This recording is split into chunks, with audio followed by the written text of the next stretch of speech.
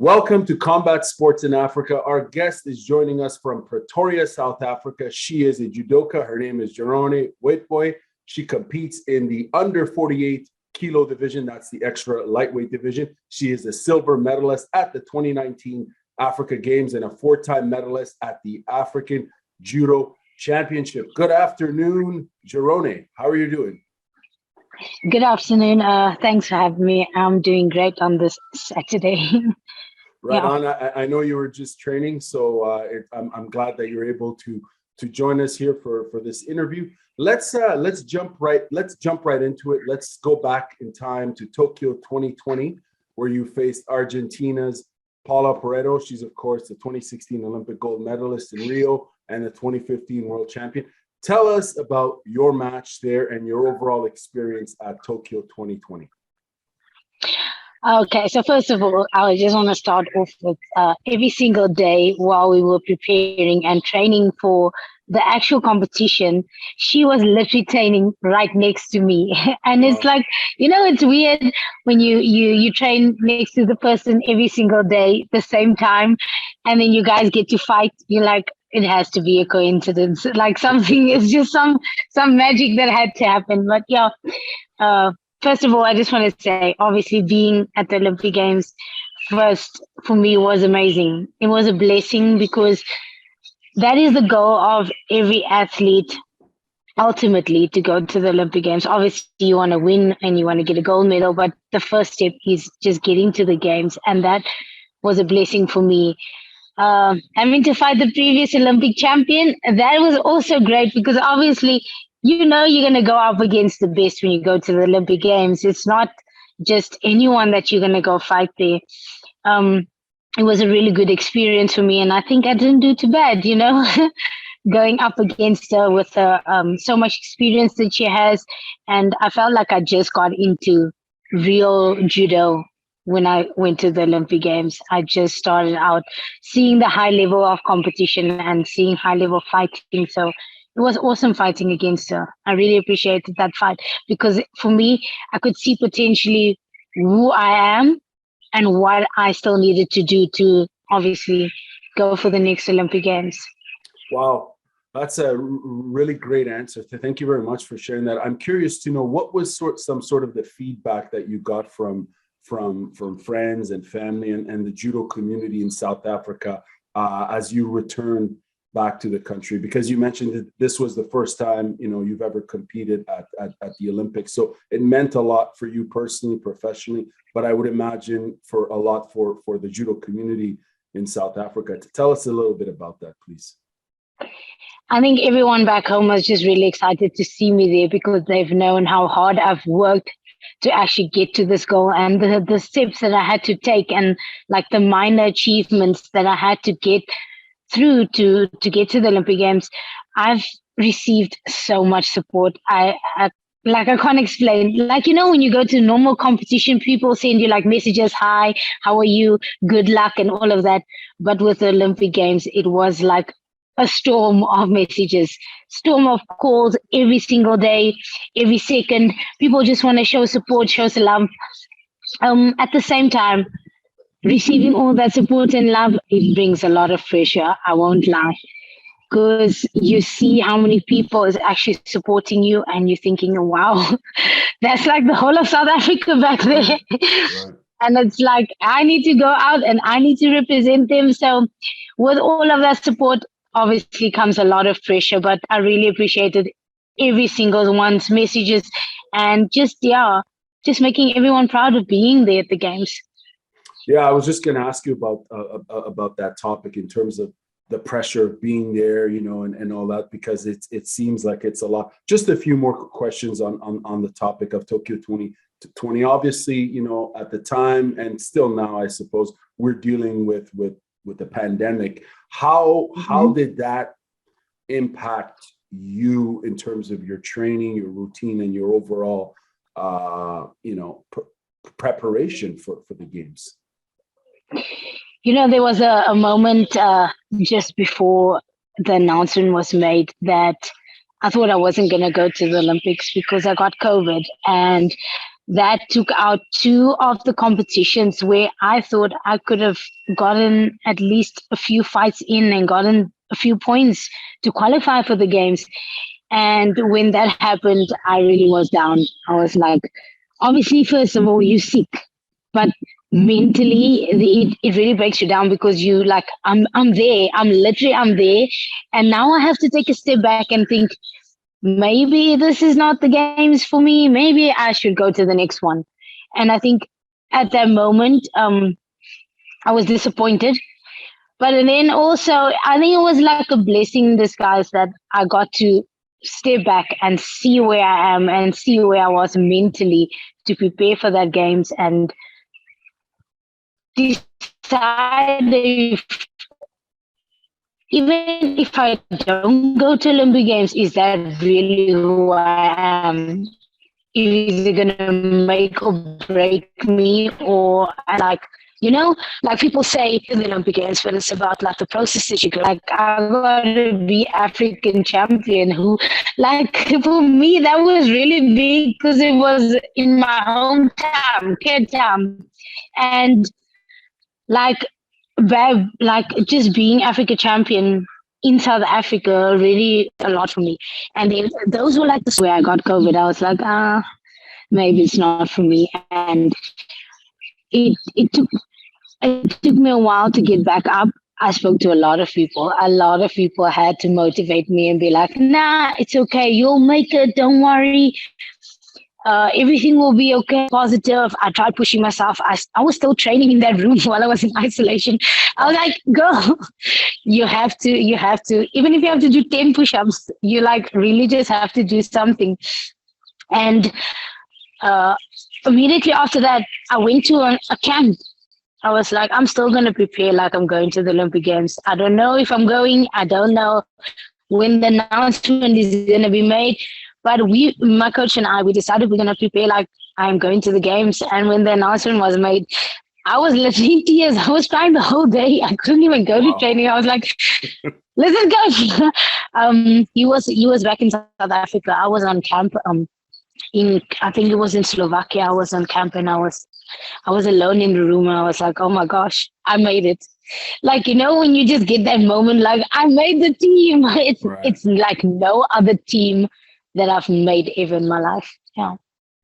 Wow. Thank you very much for sharing that. We kind of, there was a delay in the Zoom connection there, but I think we got the gist of what you were saying. Let's move on from the topic of Tokyo 2020. And if you don't mind, we'll skip over the Grand Slam in Turkey. This is the one in Antalya. And I think you competed at the Dubrovnik Senior European Cup recently, yeah? And you captured the silver medal there. You won matches against a Brit, an Israeli, an Italian, leading into the finals against a Belgian, and you got the silver medal there. How did it feel to make the podium? Were you happy with your overall performance? Speak to us on that in terms of competition and making the podium and what that means for a competitor like yourself. It was definitely like, I really felt amazing because it's my first medal in like a European circuit. I've just medaled in Africa, and you just want to break that barrier of being just an African player. You want people to see your potential of how hard you're training, and you also want to prove it to yourself, like, okay, am I actually just that girl that's going to win in Africa? No. So I think just getting that medal for me proved that I can be on that circuit and I can win international fights and I can compete with those people, even if I don't get to train with them as much as possible. The medal was really like a blessing for me. It was, there's actually a story behind it. Sorry, I just need to. Oh, it's okay. Please. That's all right. Please take your time. I know there's a lot of going on, a lot of emotions, and we can take a break if you'd like. No, no, it's okay. I just need to catch my breath. It's just the story that I have to tell you is very emotional. So before I start, my tears is already rolling. I was on camp, and we were planning to have 3 camps and doing 3 competitions. And at the first camp, I had to come back home. Sorry. It's all right. I just got news that I lost my sister. Oh my So goodness. so I had to return. I had to return back home, and honestly, I didn't think that I was gonna go back. I didn't want to go back. I just wanted to be with my family and just spend time with him, because I feel like judo takes away a lot of time from my family, but just having to go back home and you find that someone you love is not there anymore, it's heartbreaking. And I think that is why the medal in Dubrovnik is so is a blessing for me, because I had to go home. I had to say bye to my family and mourn my sister, and I still had to go and fight. And I know it's not being first place, but that medal for me felt like the greatest gift I had after losing my sister. Um, like you can see, I'm still heartbroken. Geronay, I just, my condolences to you, in regards to having, you lost your sister. I was unaware of that and during this period. But I think, and anyone who's watching this can only imagine just the level of emotional, you've just lost a family member, a sister, and a sibling who means a lot. I would imagine, of course, and you're competing at in your sport, committing so much time towards competition away from family, as you mentioned. And in the end, of course, you made the podium. You won that silver. Committed to your sport and your competition. And I don't think for a lot of combat sports fans, judo fans, I don't think we can even fathom the level of commitment and dedication it takes, just the amount of training alone and focus and sacrifice, on so many levels.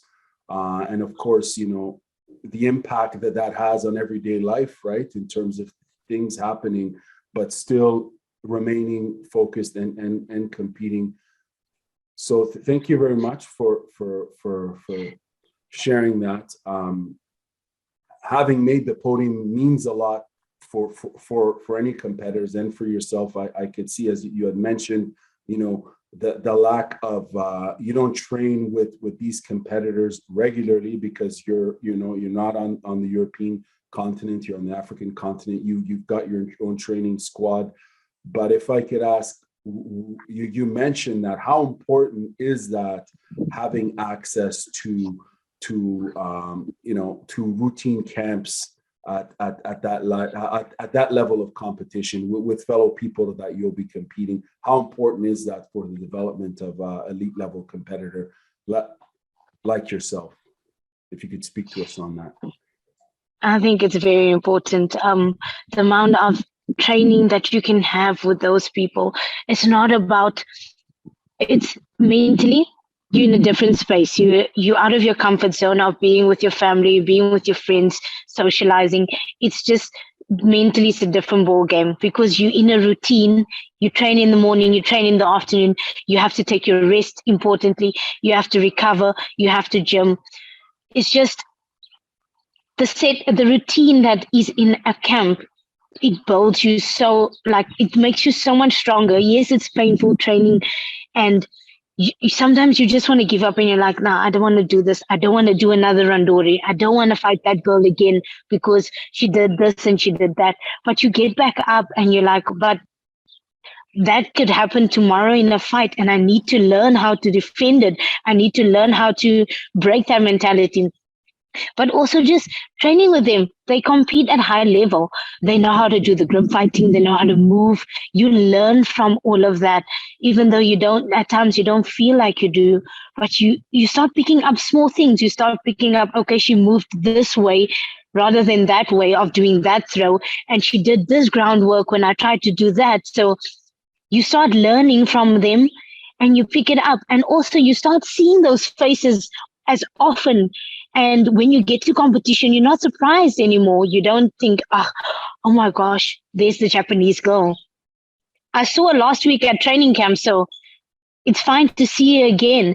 I think when you get onto the international circuit and you're not used to seeing those people, you start getting nervous. But as often as you see them, you're like, it's just another girl. I saw her yesterday. She was training just as hard as me. So I think mentally, you start growing internationally, and you start growing as a judoka and as a person, and you start learning and you start picking up things that you thought maybe wouldn't have helped you, but it did. I think that's why it is very important. Very interesting. So you gather information essentially about your competitors. You understand them, who they are, and with that you grow more comfortable around them, I suppose. And with that comfort comes a sense of confidence, because in the randori, you slowly start to understand their game, and it's very valuable. Before we move on to the next topic, which is the African Judo Championship 2022 in Oran, Algeria, I'm curious to know from your experience, you've been competing internationally now for like 11 years or 13 years or so, or something like that. Yeah. Yeah. What, in terms of judo in Africa, if you were to compare the state of judo in Africa, and this is a big general question, I know it's probably a tough one to answer, but I'll ask anyways. What is the state of judo in Africa when we compare it comparatively to that of, say, Europe or South America or Asia, etc.? How is judo in Africa at this level of competition? I think we are definitely growing. Like what I'm seeing now is more and more African players are coming up. But as I grew up and from a younger age, I think mentally, first of all, those people are on another level, because they think differently as to what we think. For them, having to win is like their bread and butter. I felt like for us, when we thought about, you know what, maybe I won't win this one, there will be another chance. For them, there's no chance. They believe that this is the one. You like, how can I say, it's almost like we always feel like we have a second chance when we compete. And I feel like for them, like they feel like, no, there's no other chance. Now is the time. And that's why they always, like, their judo is always so beautiful and perfect, because they always pushing to show who they are. They're not scared of revealing what judo they do. And I think that is where we are maybe lacking behind. And technically, like, they are, like I said, they are always at camps. When they are at camps, there's always referee seminars, coaching seminars, where they get skills and advice from the coaches and the referees of how international judo is and how competitions would be like. And if we don't attend those camps, we don't get that.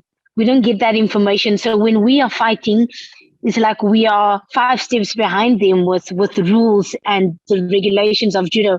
So when we get to the competition and you have to fight them, you like, they break the grip like this and you do that. And then you're like, but I thought that was not allowed, but then it is allowed. So it's like they just a few steps ahead of us. I think we are training as hard as them.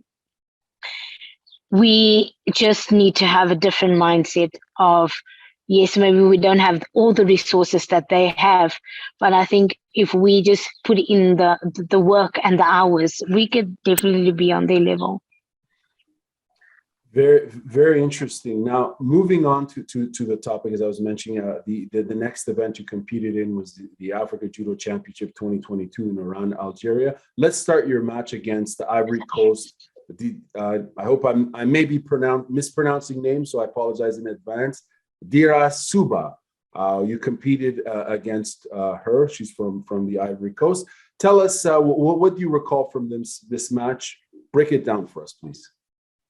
My first match is always like, in Africa is a little bit of I wouldn't say it's the easier one, but it's almost like where I just prepare myself for going onto the podium, because that is essentially where I want to be when I go into an Africa competition.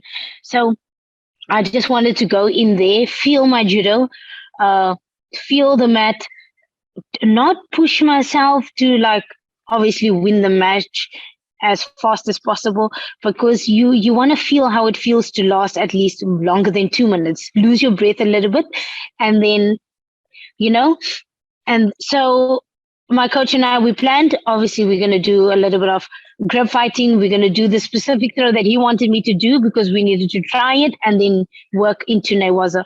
So I was doing grip fighting and I would listen to him and then he would tell me, try this, try that. So I did the throw he told me, went immediately into Newaza, and then I held it down. So you guys were working on which throws? Was it the drop shoulder throws, Seoinage? Yes. Okay. So it was the right side. Yeah, the right side, Seoinage.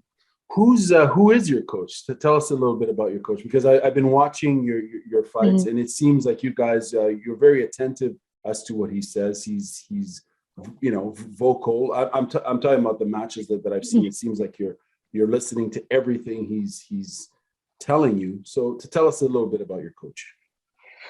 My coach's name is Nikola Filipov. I've been with him for 12 years now. I think I started out with him when I moved to Pretoria for high school. When I started judo in the high school, I started out with him, and he's been with me since that time. He was also with me at the Olympic Games. And essentially, I would love to have him at all of my international competitions, but unfortunately, sometimes I can't. He's like a father to me, so I know that he knows what's right for me. That's why I listen to what he has to say. Even though sometimes I want to, you always want to fight with someone and be like, no, I'm against that throw. But I always listen to him, and when he says do that thing, I try it and I attempt it. Even if I feel like I'm gonna fail, I would rather fail listening to him than fail by myself. Yeah. How important is it to have, in terms of continuity, having the same coach lead you in your development? Because you said you've had that same coach for 12 years now, and you started international competition, I believe it was 12 years ago or so. What's the value of having the same coach leading you through? It's very, very important to have a long relationship with your coach, because he starts picking up when you're not feeling well without even knowing it. He can see in your eyes, he can tell the way you speak, the way you look. He can sense that, okay, today she's not feeling well, we're not going to push her too much. Or you can see, okay, she's really happy, let's put in extra. So it's very important, because then you start communicating with him, not only about judo life, but things outside judo. And then he starts understanding who you are. And in that way, it is so much better for him to communicate with you on the mat. But if you don't have that long relationship with him, you don't trust him. Right. And if you don't trust the person that's sitting in your chair, you're never going to do what they say. So if he has to tell me, do Chimata, even if I don't do Chimata, I would have to do it because I trust him. Wow. The value of trust in coaching is impeccable. I think that developing that relationship is key, and that rapport and trusting your coach in their advice, I would imagine is valuable in any sport. Now, a quick question regarding your opponent here from Ivory Coast, Dira Suba. Sorry. Have you because earlier on you mentioned in terms of training camps and knowing competitors, I would imagine, are you familiar with competitors from from West Africa. Have you trained with her before? Have you? Oh, you have. Did you want to tell us a little bit about? Sorry, I've never trained with her before, but I've competed against her before. I think probably like twice already. Okay. I don't really compete, do training camps in Africa. So, but we as African players, we meet up in Europe. Sometimes I would see some of the African players there at the same camps where I am. But we tend to train more with the European players, obviously, because we want to get more experience from them, and then we just see each other at competitions. Right. So from there, after beating her, you move on to the semifinals. You face Tunisia's Bedoui. The match goes to golden score. Can you give us a summary of the action? Okay, so what I don't know if I can explain it like this. There's a feeling that you get when you are ready for a fight, and then there's the feeling you get when you know you're not there. And I think from the feeling that I had with my bronze finals compared to the feeling that I had in the semifinals was vast difference. Like in the bronze final, I felt like I was ready. I was hungry to win. When the semifinals, I almost felt like I was a little bit more sleepy, if I could say that. Like I needed a long time to wake up before I could actually fight. And I think the time when I tried to wake up, it was already too late for me in that fight. Because obviously she had more attacks, she had upper hand. And then at the end in golden score, she threw me. And obviously it's not the fight that I wanted, but I know that I can change that fight, because if I was ready and I lost, then I would have accepted it. But I know myself that I was not 100% ready to be on that mat at that time. So I'm not saying she's a bad fighter. Don't get me wrong. She's a really good fighter. I watched at the Mediterranean Games now. She came third. She's really hardworking, and she's also still young, so she's hungry to win. But I know myself. I know the competitor that I am, and I know on that day I was not 100% in that fight. Yeah.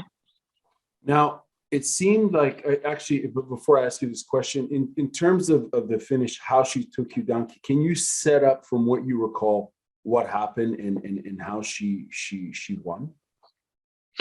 So what essentially she did was she tried that throw probably like twice or thrice throughout the fight, and she could feel that the side that she was going to is almost like my weaker side of me fighting because of my stance. So she tested it, and I think by the time that she did it again, I was too tired to block it, and then she got the score from it. It wasn't like straight ippon.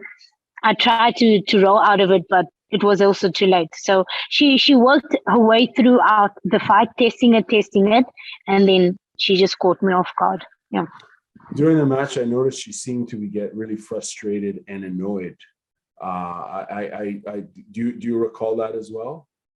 It seemed. Sorry, can you just repeat that? Yeah, for sure. She seemed frustrated. She seemed annoyed and frustrated. You could see it in her body language. It seemed like she was under obviously a lot of pressure. Were you actually, seemed rather calm and composed, but you were just saying that you didn't feel like you were fully alert and awake during the match, which is interesting because as spectators, as we're watching, I was picking up that she was getting annoyed, she was getting frustrated as the match was going, and going into the golden score, it was almost as if maybe the fatigue would catch her, but it didn't. She ended up winning.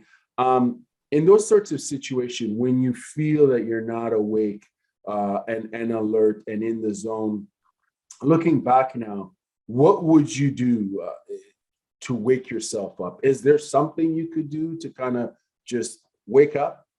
I know it's easier said than done, but and we're just, because I appreciate your honesty here in answering and saying that you were not feeling it, right? But how do you turn it on? How do you dial it in and get into that zone?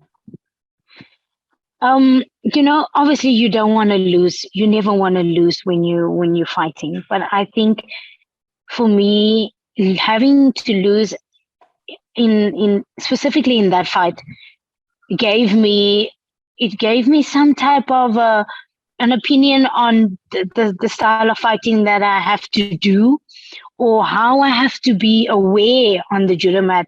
And I think it really helped me in this last competition that I did, because I was aware of, like, when I would get a little bit nervous, then I would tell myself, but you're nervous now. You don't need to be nervous. Just calm down. Or I would feel sleepy and I'll be like, no, you need to wake up.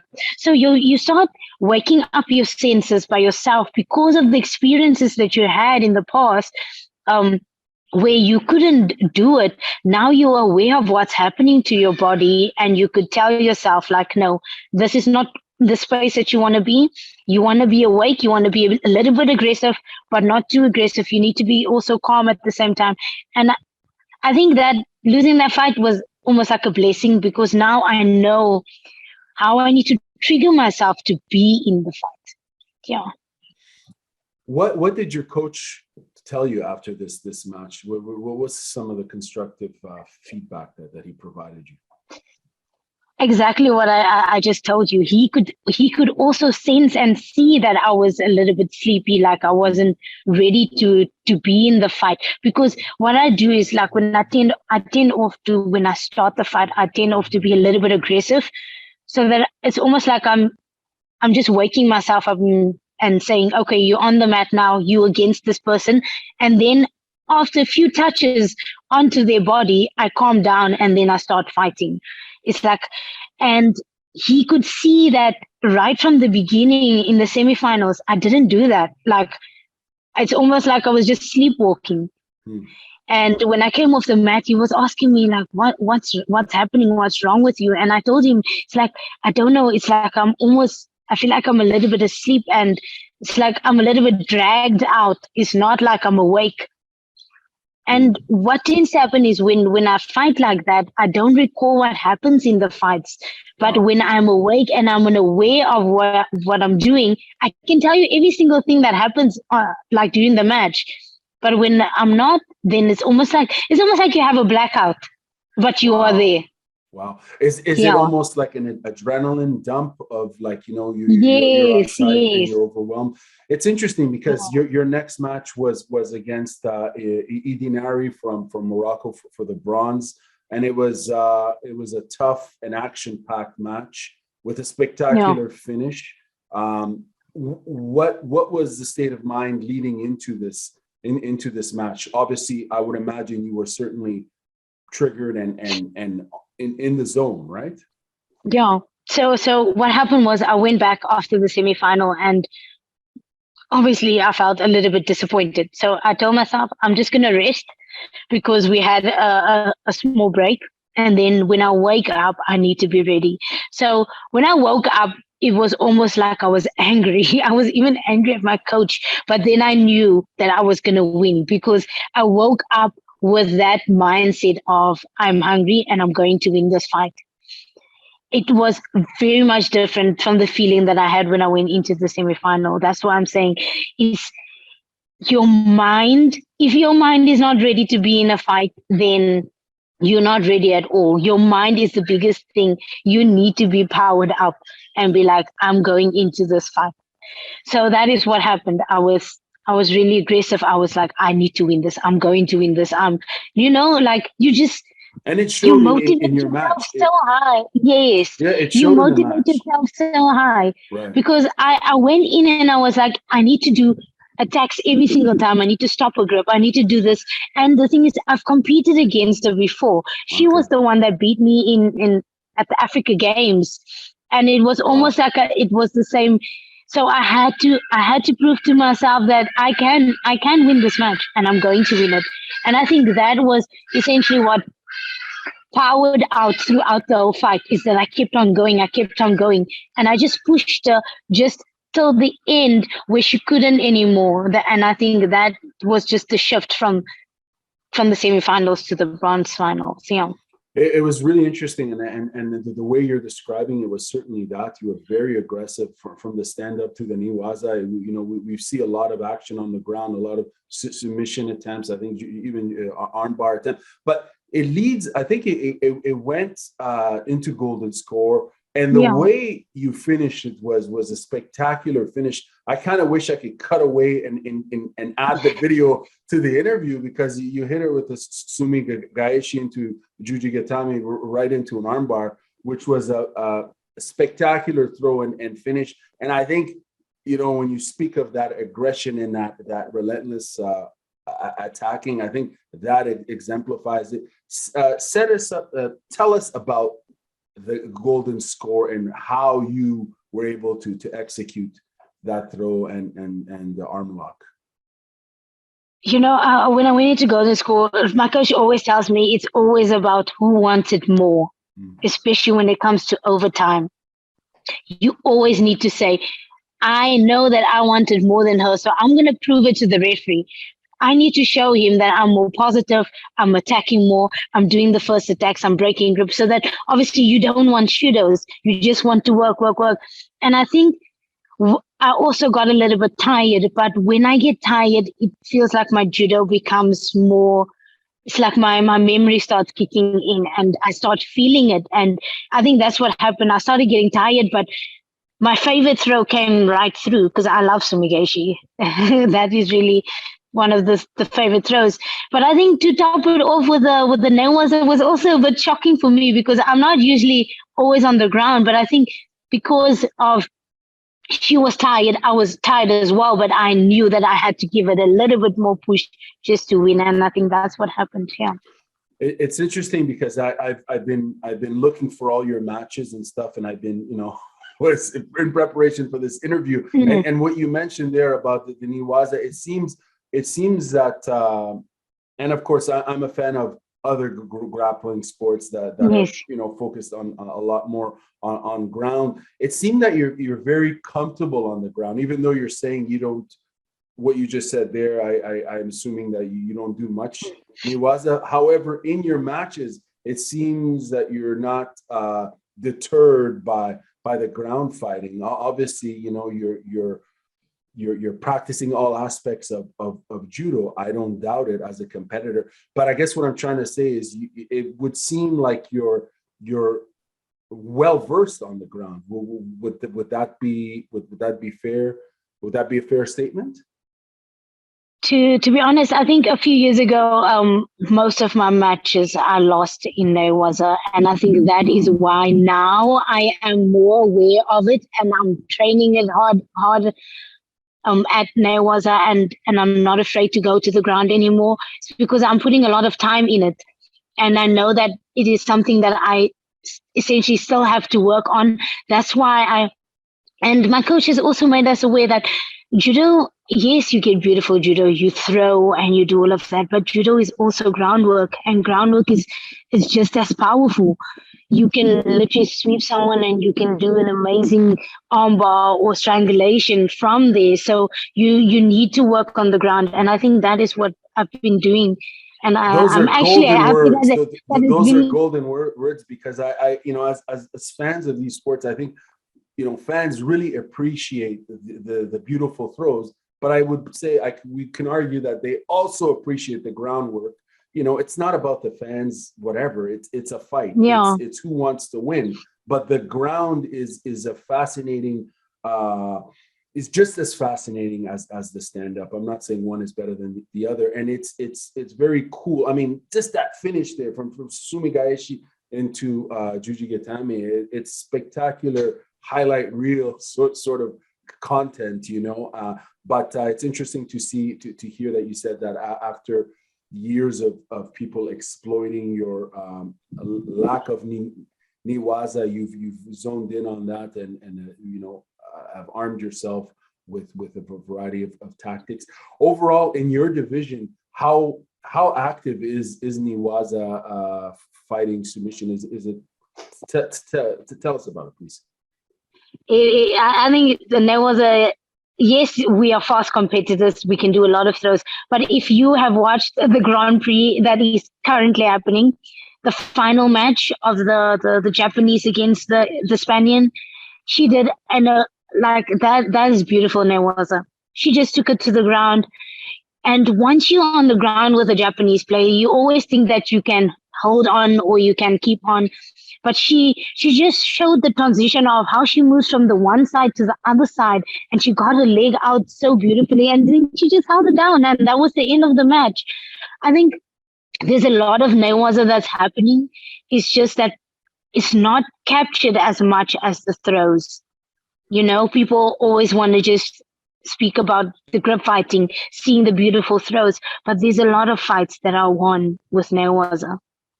It's really powerful. It sure is, and I think I don't want to take a sidestep to a different topic, but I must say I think one aspect of so for fans who enjoy the sport of judo, I think newaza is an aspect that is, I think, one aspect of the sport that is really explored more so in other sports, because like and I guess what I'm trying to say is, in North America, for example, people here are more focused as or probably understand the newaza game more so than the stand-up game, primarily because of other grappling sports. Yes, Like, I understand. Yeah. Jiu-jitsu or no gi, but I think it's an interesting entry point to the sport. In other words, from conversations that I've had, I think for people who are interested in judo, I think who are coming in from other sports, usually they gravitate towards it because they want to augment their ability to throw, but then they also familiarize themselves with what they already know, which is the newaza aspect. And anyways, all that to say, it's just great. I'm a fan of the sport, obviously, but I'm even more fan when we get to see this balance between the stand-up and the ground.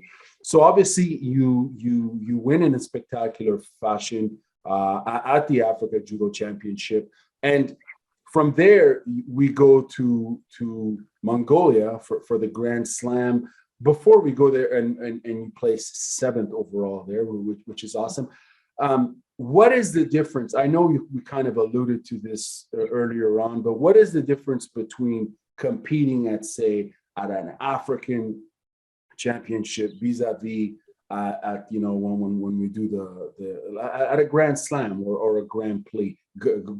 What is the difference in terms of depth of talent and quality of opponents from your perspective?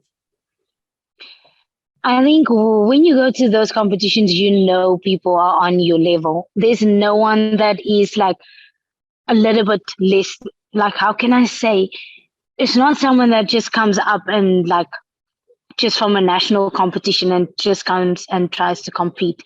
Those people have been training. They've been working on their tactics. They've been working on their newaza. They've come through all those junior competitions. Many of them are junior world champions, and they come because they have a goal of going to the Olympic Games. It's not just going to compete. All of them are there to collect points because they want to go to the Olympic Games. And I think that's the difference.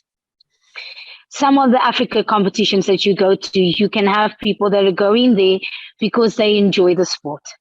But when you go to international competitions, everyone is there because they want to represent their country at the Olympic Games. And that is the difference. They go there with a different mindset, and they know that each and every fight that they fight is valuable points. So the more they win, the better they get seeded. And I think, that is essentially what it is about. Follow-up question for you. In terms of when we look at the continent of Africa and hot spots for combat sports, particularly obviously judo, it would seem, correct me if I'm wrong, please, but it would seem that North African countries are very strong in judo. What's your opinion on that? And what do you think, what is it about North Africa that produces so many judokas? I think, first of all, they're closer to Europe. So they have way easier access to go. I was just going to ask you, I bet you it's closer to fly from, say, Morocco to France or Germany than it is to go from Pretoria to say Tunisia, right? In terms of distance, or Morocco, yeah. So they could attend camps way easier than what we can. But I think it's also about how much is invested into them. If there is a lot of resources invested into your training, into your traveling, into your competitions, you do become a better sportsman. That is 100% the answer. If you don't have enough resources, obviously you can't attack all the camps, you can't attack all the competitions, and then you start slacking slightly just behind them, a little bit less, and then they start becoming like top fighters, and they start fighting at these European Cups, the Grand Prix, and you see them being in quarterfinals, semifinals, and that's how they learn. But I think it's firstly they are closer to Europe, but also there's a lot of resources that is backing them up to be the kind of players that they are. Now, from there, you made the podium, of course, at the African Championship, and we move on to Ulaanbaatar. How was that experience there? Speak to us in terms of what you recall from your matches. Okay, so firstly, I had to go there without a training partner and a coach. So traveling alone is never easy because you have to go there, you have to find someone to do preparation with for two days before the competition. And it's not something that comes easily because obviously firstly language barrier, and you're not comfortable with speaking to those people because they already have a team, they already have a partner, they have coaches. So luckily the girl from Chile, she's also sometimes traveling alone and she doesn't have a training partner, so we could train together, which was really great. So I joined her for warm up and for losing a few grams, just a few grams for weigh in. But I think I just went there and I was ready to show who I am. And I think the more I compete, slowly but surely, I am showing the type of fighter that I am. It's not a blast of I'm already on the podium, but I think I'm getting closer and much closer to where I need to be. And with each step that I make, each competition that I go to, I'm growing because I'm learning from my mistakes and I'm learning from the absentee of my coach not being there, my training partner not being there. What can I do to close that gap so that I can be on the same level as that girl that's standing next to me, that has a coach there, that had a training partner? What gaps can I close to be equal with her in that fight? And I don't think that I thought about it like the way I'm thinking about it now, because I never really had to like go back and think about it. But I was ready for the fight. I didn't want to look at my draw. I just wanted to go fight. My coach called me the night before. He told me a few tactics. He said, this is what I need to focus on. This is what I need to work on. And I tried it in warm up. And when I went into the fight, I think it started working in the beginning, but as you start fighting, people adapt, and then you have to start making changes. But yeah, overall, I wasn't nervous at all. I was so relaxed for the competition. I was eating the food that I love, and I was just going into it, just telling myself that I need to fight. This is the fight, and I need to be ready. How would you describe your judo for someone who's never seen you compete? What sort of keywords would you use to describe your approach? So my judo, firstly, I just want to say my judo has changed, I think, a bit. Obviously, firstly, the newaza. I think there I really grew from where I never used to be aware of newaza or be awake when it was newaza. Now I am trying newaza, I'm blocking newaza, and it's not as easy to, attack me on the ground anymore. I also used to be explosive, just wanting to attack the whole time. I want to just be the first one to attack, take the first grip, always move fast. But now I've slowed down a bit, and it's almost like I'm analyzing which side she's fighting, what grip she takes, and then from there, see the movement and then try do attacks. And also see what attacking she does so that I can counter at the same time. So I think my judo has really grown a lot from just wanting to attack. And after 2 minutes, I die out because I'm so tired of attacking. I start making mistakes and I start getting shidos, and then I lose the fight all by myself.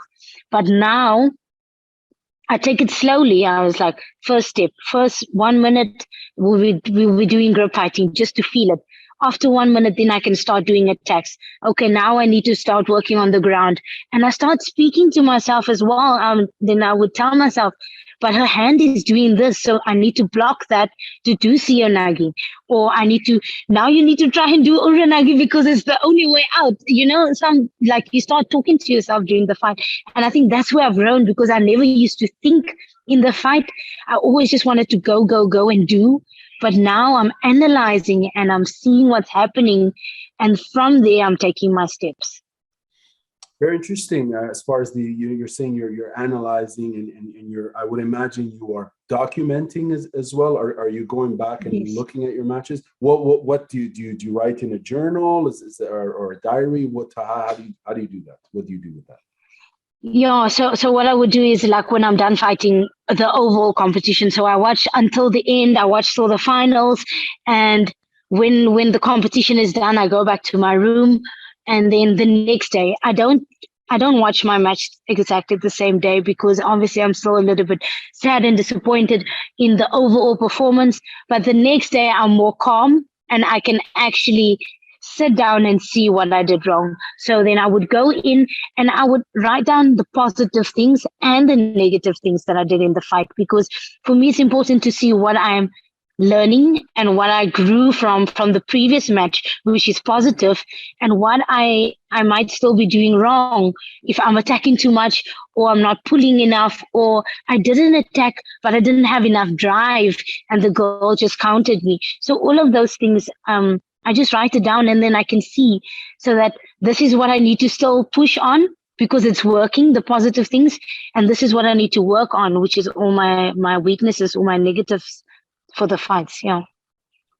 There in Mongolia, Ulaanbaatar, you faced primarily, you faced first an Uzbeki fighter, Azeri fighter, and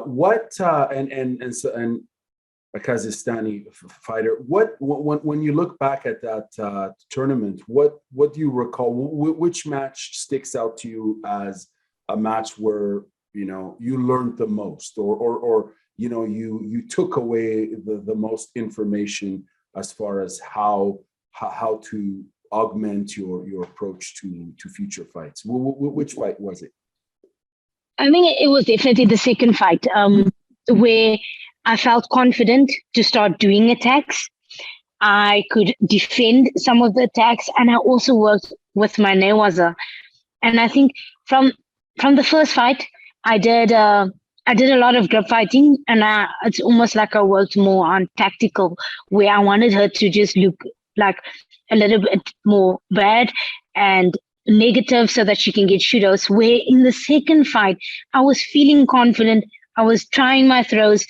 I almost swept her as well. And after the fight, I was like, yeah, that almost worked. You start feeling positive about the fight. And I think definitely the second fight for me, because first of all, it was the first quarterfinal that I've ever been in for a Grand Slam. I think that obviously it's the first step of that fight being a great fight for me. And then just having to fight full 4 minutes, and she couldn't get me on the ground. I did attacks and I could defend it. I think that is where I learned the most throughout the competition. Yeah. And you were fighting against Abiba Abuzakinova, correct? Yeah, from Kazakhstan. What? And sorry, go ahead. No, I think also the reason why I would say that was a great fight, because I fought her before, and the first time I fought, she threw me twice, and it was probably less than 2 minutes. Now I went the full fight with her. I did a whole lot of grip fighting. I did attacks. It's like almost that I grew from the first fight that I went against her. That is actually why I think this one was the most important one for me throughout the competition. So you must feel good about that, right? You must feel proud about that sort of achievement. What are your thoughts? This is more of a general question in terms of because judo is such a global sport, and you've got so many different countries bringing so many different styles to it. I suppose, and it's fascinating to always watch.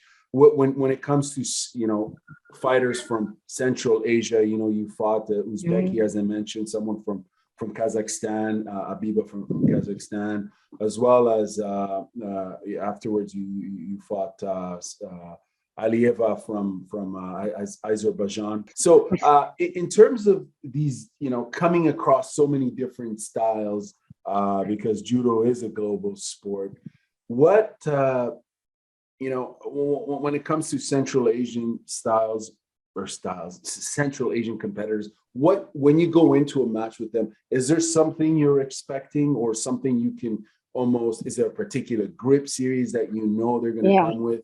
Can you elaborate on this and let us know what goes on to your mind when you're fighting someone from Central Asia? I think when you see a name like Kazakhstan or Uzbekistan, you always would assume that this person has a background of wrestling, and they would always try and do close type of fighting with you, where they want to take over the top and they want to pull you closer, or they want to grab around your waist and pull you closer, where you are more of a distance fighter. So you're definitely expecting more close fight techniques like uranagi, doing sumigaeshi, tumanagi, those type of throws that are also high risk, but the way of their grappling is more like they are doing wrestling with you. Are you, as far as are you a fan of that style? I know you mentioned your favorite throw is sumigaeshi, but are you a fan of the pickups like uranagi and so on? I would say I'm a fan, but I don't try it. Fair enough. I'm a fan of watching it. Yes, I would love watching it. But it's not my style of fighting. I love more, yes, I love doing sumigaeshi, but I think sumigaeshi is one of those throws where I'm still far, and when I get the opportunity to go close, I would do it.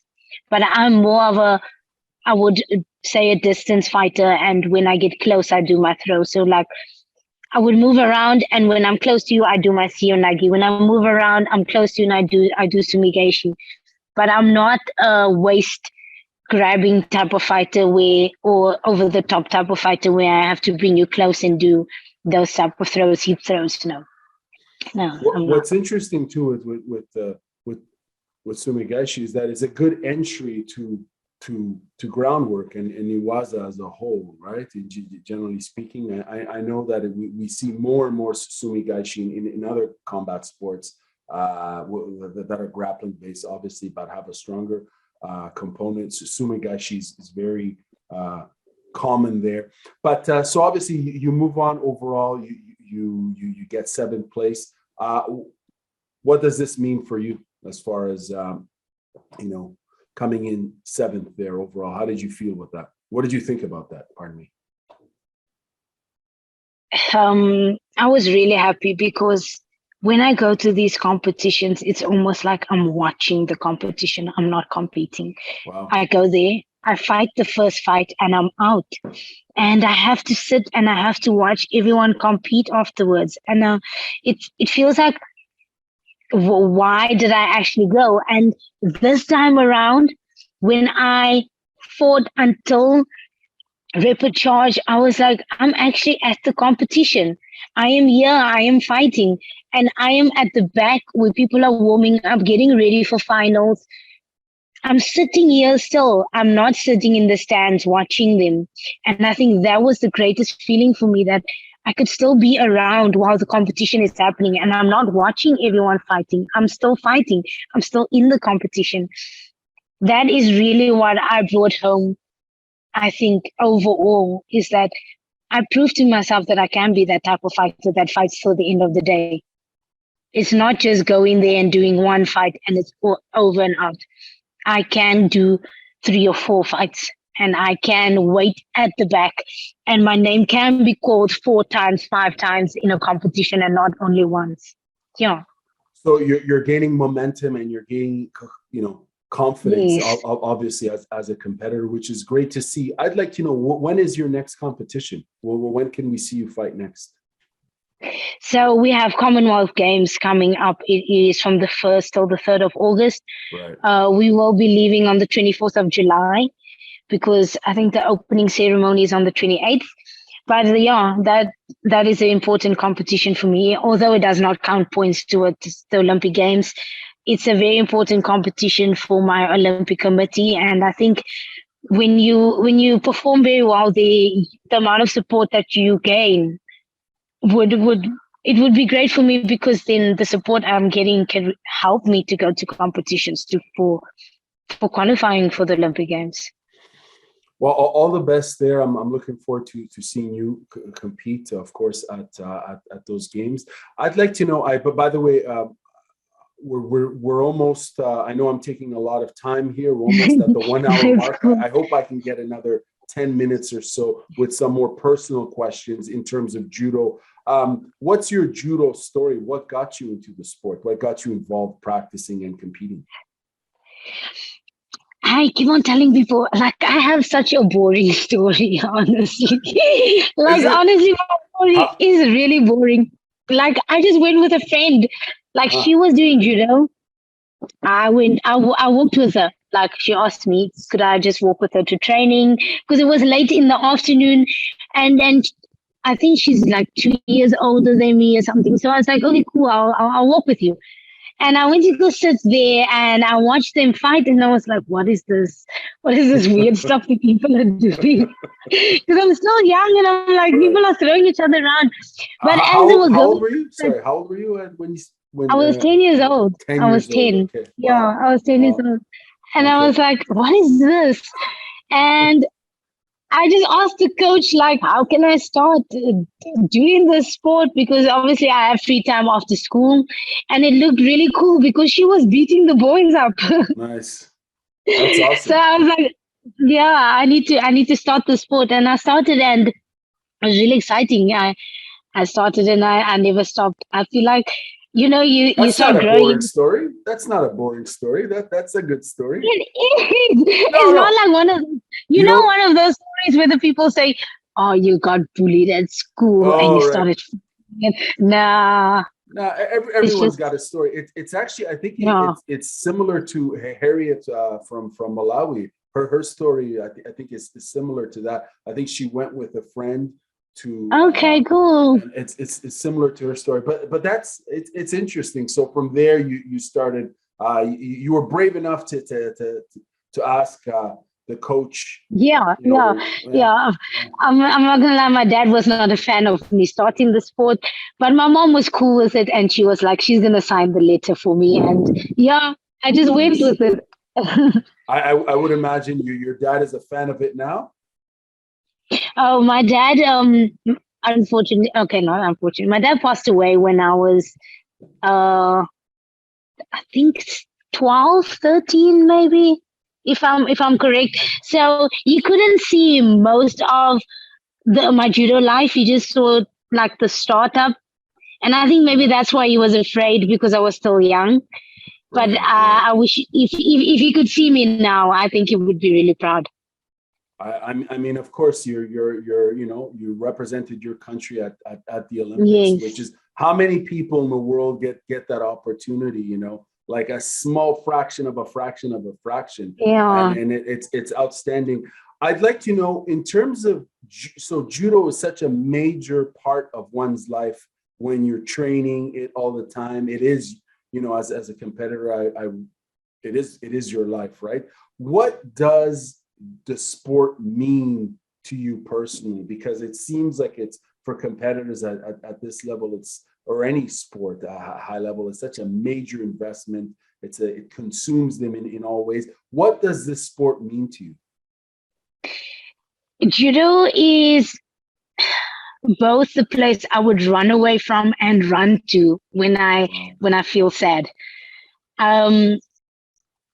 I would say the reason why I run towards it is because it makes me not think about whatever's happening outside, and I get to train hard. And when I'm done training, I'm so tired that I don't have to think about whatever happened, or if they, like, if you're having a sad day or a bad day, I would go to training and it would take it all away. But at the same time, it could also be the place that makes me sad, because I'm tired and my techniques is not working. So when I come back, I think about it. So, but I think there's just a special feeling that really I get when I go onto the mat. I can't describe it. It's not a tingle, definitely not a tingle, but you get excited. Like, even if you're tired, you get excited from the first grip that you take and you start warming up. You're like, I'm actually training. I'm going to enjoy this, So it's definitely a special feeling doing this sport. Yeah. What is the sport like in South Africa in terms of popularity and participation? Is it a well-known sport, or is it maybe not that well-known? No, it's not as popular as, well, maybe if I would compare to soccer or rugby, maybe cricket. We're not as popular as those sports. Sometimes people ask me if I do karate, because they confuse it. Yeah, they confuse it with the sports, because they know about the gi that we wear, and when they see the gi, they would compare to karate. But I think for me, it's awesome to be where I am now, that because I am teaching people about the sport. I am making them aware about what judo is and what level judo can go to, but it's definitely not popular in South Africa. Yeah. Do you see I yourself? just have to warn you, my phone is on 2% right now, so Oh, it wow. might die. Okay, Yes. just one last question. One last question for you. What's the best advice you would share with any judoka in Africa aspiring to compete at the international level like yourself? What's the best advice you would share with them? If you are still younger than 20 years old, now's your time to move to Europe and start training with those people. If you are a little bit older now and there's no resources, or you can't escape away from home, not like escape, but you can't leave, do as much camps as possible, because that is the only way you're going to ever get to the level that they are. Geronay, thank you very much for your time. I've really enjoyed this interview, and I'm going to be following your journey along on the next competition, and I hope to interview you again. All the best. I know you only got 2% left on that phone, so I'm going to let you go. Have a wonderful afternoon. Thank you. Same to you.